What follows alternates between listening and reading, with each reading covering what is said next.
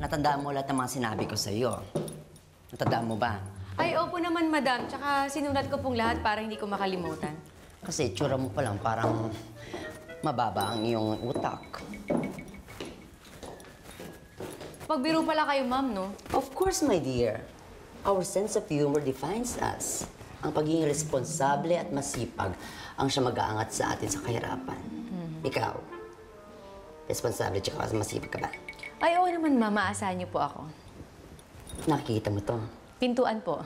Tama. Isa ang bawal na rule dito, ha? Bawal na bawal kang pumasok sa kwarto na yan. Kahit po kayo bawal? Gusto mo pa ba't ng trabaho to? Madam, sense of humor. Sabi niyo nga kanina, di ba? Sorry. Punta na tayo doon. Sige po. Opo, Nay. Kapag sweldo ko, ipapadala ko agad dyan. Kamusta na po pala si Dong? Matagal pa ba yan? Ay, kausap ko po yung nanay ko. Sandali na lang po. Ano? Nay! Anong kausap? Mamaya na lang po. Tatawag ako po kayo. Alam mo, pag panahon ng trabaho, hindi nakikipagchismisan ka dyan. Ano yan, naka-unli call ka ba? Nakaplan naman po ako. Nakailang araw ka na ba sa akin? Magtatatlo po sana ngayon. Gusto mo bang magpag-apat pa? Pasensya na po kayo, madam. Kinakamusta ko lang naman po yung nanay ko sa probinsya. Bakit? Mamamatay na ba yung pamilya mo? Mamamatay ka na ba? Pasensya na po kayo, madam. Di na po mauulit. Hindi! Ano ka ba? Ulitin mo. Nag-i-enjoy nga ako, di ba? Ano ka ba? Mas maganda nga yan. Sige, ulitin mo pa. Ulitin mo! Talaga po? Oo! Okay lang po. Alam mo naman, meron pa akong kailangan meeting. Dalihan mo dyan. Chap.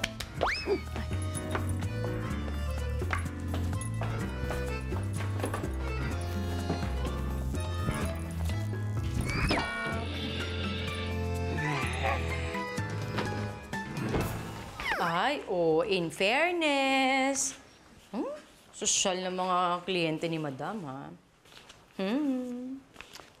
Apa? Wow! Hala! Naku, lagot na ako niyan.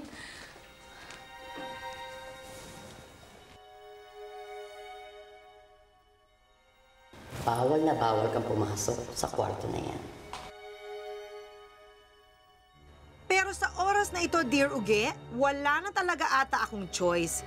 Ayaw kong mapagalitan na naman ako ni Madam Marta dahil sa pagiging clumsy ko. Kaya kahit bawal, bubuksan ko po ang kwarto ni Madam para makuha ko yung nalaglag ko. Kailangan bumukas ka. Anong ginagawa mo? Madam, may... Po? Ano? Yes! Opo! Yes! Bakit mo naman kasi pinalayas agad tong si Isha? Ay, nako. Alam niya namang bawal na bawal pumasok sa kwarto ko, pero sinuway niya. Ni-record ko naman ang Helen. Paulit-ulit ka kasi. Nako, hindi mo ba alam? Ayaw na tayong padala ng assistant ng agency. Eh, Diyos ko, pati ba naman yung ad natin sa dyaryo? Wala nang nagka-interest doon. Eh, ito namang si Isha lang ang bukod tanging nagkalakas loob na mag-apply dito sa atin. Eh, paano naman? Sa Dubai pa yung huling trabaho niya. At saka hindi naman niya alam ang ugali mo eh. Eh, what's wrong, Manang? Masyado lang siyang sensitive. Not my loss.